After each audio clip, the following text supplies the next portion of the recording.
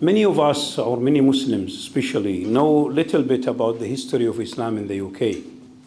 And many people think that Islam is new. It came only to London or to the UK maybe in the last 30 or 40 years when Muslims start to build communities in the UK.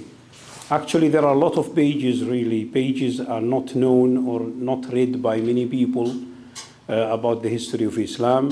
And we know also the pioneers like Abdullah Gulyum and others in his time in the 19th century when they became Muslim, and what happened, the efforts they have done for publishing, for calling people, for introducing Islam. All these actually pages and things, wonderful things actually, done by the early Muslims should be really read again and should be really considered again in the new generation. Also, the history of Islam in the UK or in Britain is not only from 19th century. Actually, it goes back to a long time. Of course, we have to understand that within the history between, let's say, the Islamic world and the West in general, and that the relations there between the two sides were not all the time peaceful. Sometimes it's actually terrible relations, wars, etc. So there are a lot of misunderstanding in the 15th century, 16th century, 17th century also. Then till we reach the colonial time, then they came closer to each other. Then also the influence of Islam then is seen in the West. Then some Muslims, ambassadors, especially from North Africa, from Morocco, from Algeria, start to come to the UK.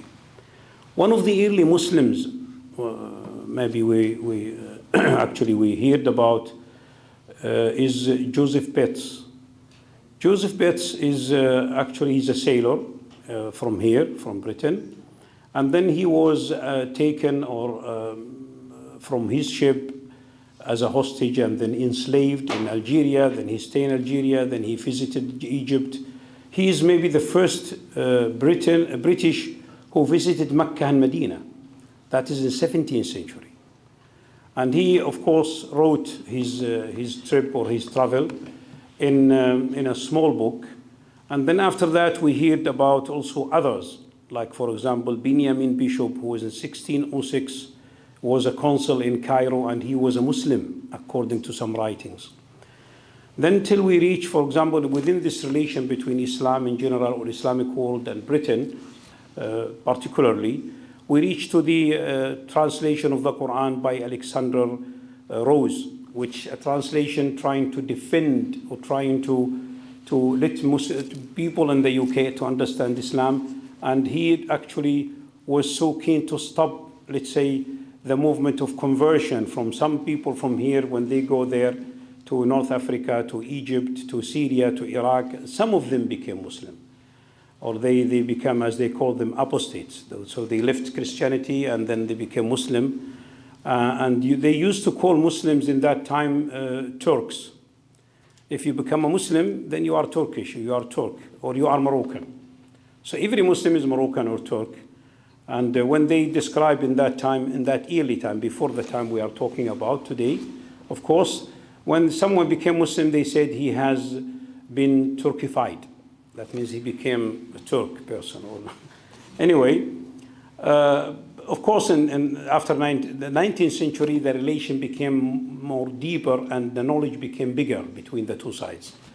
Many of misunderstanding or a lot of misunderstanding in the Middle Ages, of course, came because of some bad writings, some of bad translations, misunderstanding, sometimes a shortage or weakness of Arabic language to understand the Quran or to understand. Also, Muslims themselves, they didn't come and back. Only a few of them, ambassadors, and those ambassadors who came, they didn't write about the philosophy here or the thoughts here. They wrote about life, the daily life. Yeah, today we went to this way, we met this prince, we do that. It's about the daily life, and which is not actually, of course, so rich and very useful like writing about the life of in the UK, the history of thoughts, or let's say the literature, for example, which is more important. Today, actually, the Victorian time, or Victorian Britain, is very important Because from here we can see Islam is here in the UK. How Islam came and what role these pioneers actually played and did, and which difficulties also they had, and where is their production, the books they published. For example, from Abdullah Gwilliam, we know that he published, Professor, correct me if I'm wrong, he published, let's say, a bulletin which we call it the Crescent, the Hilal. And it was really, I saw a copy of it. It covers the news of let's say, the early Muslim community in London or Liverpool, and giving some news about celebrations, Eid celebration, Friday prayer.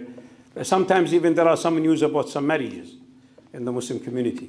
So that was one of the early things actually to let's say, the seeds of the Muslim communities in the UK.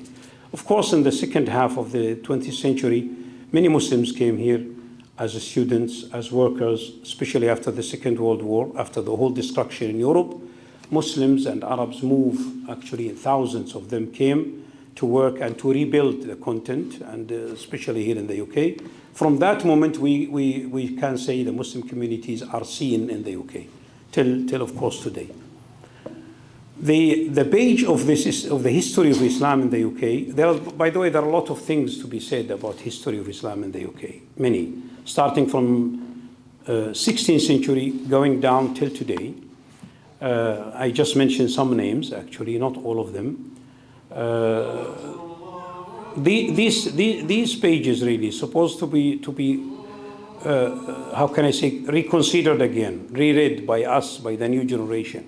We have to know about those pioneers really who struggle a lot to make Islam is a part of the UK life.